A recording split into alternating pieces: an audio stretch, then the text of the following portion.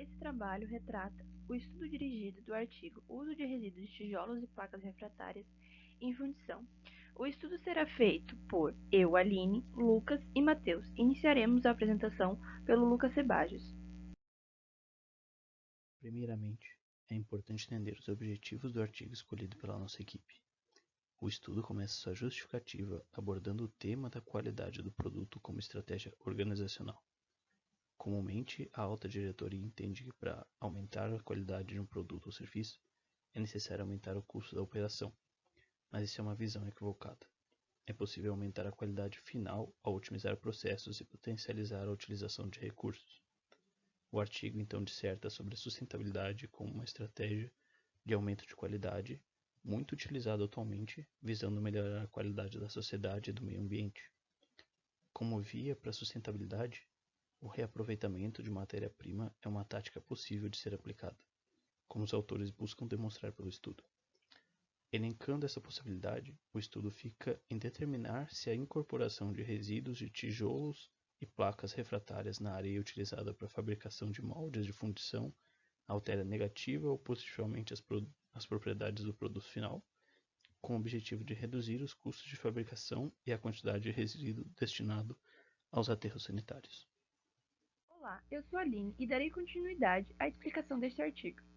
Falando sobre o processo de fundição, existem vários parâmetros que precisam ser controlados durante e após o processo, isso para garantir um produto de qualidade. Esses parâmetros são dureza do molde, sua temperatura, a densidade e ou a espessura da tinta de revestimento. A areia usada no processo deve cumprir alguns requisitos também, como estabilidade térmica, dimensional para altas temperaturas, tamanho da partícula, morfologia, entre outros. Essas propriedades gerais da areia dependem de suas características e do aditivo mineral de constituição. Lembrando que o tipo de areia e sua distribuição afetam diretamente as propriedades, como refratariedade, permeabilidade e expansão. A imagem traz um sistema simplificado do processo de fundição por areia.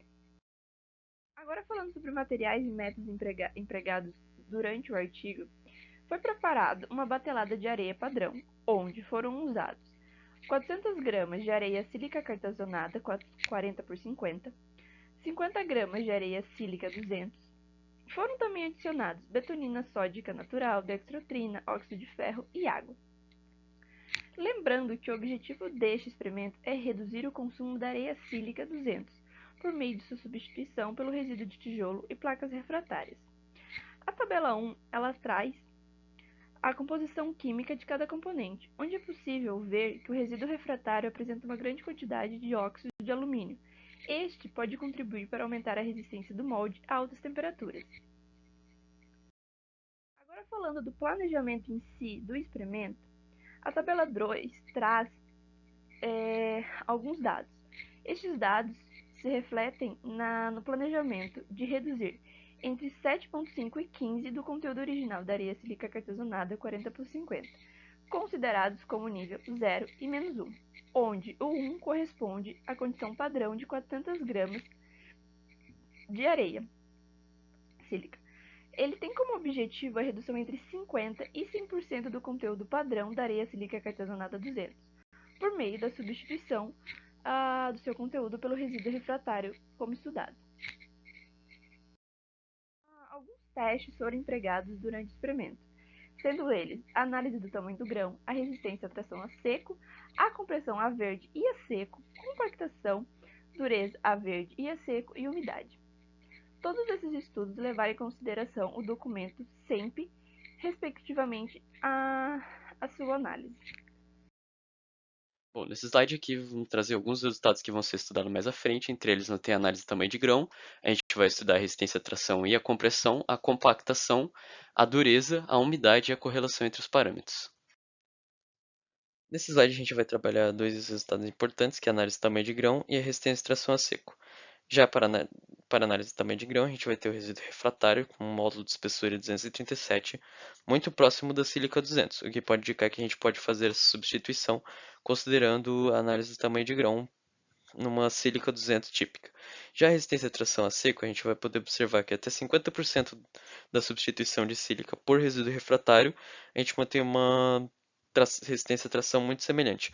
Mas para valores mais elevados, chegando até 100%, o de uso de resíduo refratário, a gente vai observar já uma queda na resistência à tração a seco. Nesse slide a gente vai tratar a resistência à compressão a seco e a verde. Na resistência à compressão a seco, qual foi o comportamento estudado? Normalmente, com o incremento do resíduo refratário, ele teve uma alteração não muito significativa, que a gente teve uma certa redução. Depois, com 50% resíduo refratário com a sílica, a gente teve um aumento, mas a gente pode ver que essa faixa aqui não foi muito elevada também. No entanto, quando a gente tem um incremento do resíduo refratário, a gente vai ter uma queda mais considerável. E já na resistência à compressão a verde, a gente vai ter resultados bem menos expressivos, justamente porque a gente pode observar aqui na escala, a gente chega de 45 até 51 megapascal e aqui a gente tem de 95 a 115 megapascal. Então a resistência à compressão a seco, ela teve um valor mais elevado que a verde, e principalmente com a utilização do resíduo refratário, a gente pode observar uma tendência de queda nesse resultado da resistência à compressão a verde. Bom, nesse slide a gente vai trabalhar dois resultados, que é a compactação e a umidade. A compactação não foi obtido um comportamento muito diferente entre a utilização da sílica 200 com resíduo refratário ou sem, então aqui a gente vai ter uma variação muito pequena na porcentagem de compactação, sendo que os valores mais extremos eles são muito semelhantes. Então, em questão de comparação, os resultados não foram obtidas diferenças significativas. Os principais diferenças foram aqui no meio, justamente por eventuais falhas que poderiam ocorrer. E aqui a umidade, a sílica 200 normalmente ela vai ser mais úmida no seu comportamento, no entanto, ao adicionar o resíduo refratário, a gente vai ter uma tendência de algo mais seco. Então, dependendo do objetivo, se buscar um material mais úmido, a gente pode utilizar mais a sílica do que em relação ao resíduo refratário. Bom, nesse slide a gente vai tratar a dureza seco e a verde. Como a gente pode observar aqui, é um comportamento de queda, apesar de não ser uma variação tão significativa na incorporação do resíduo refratário.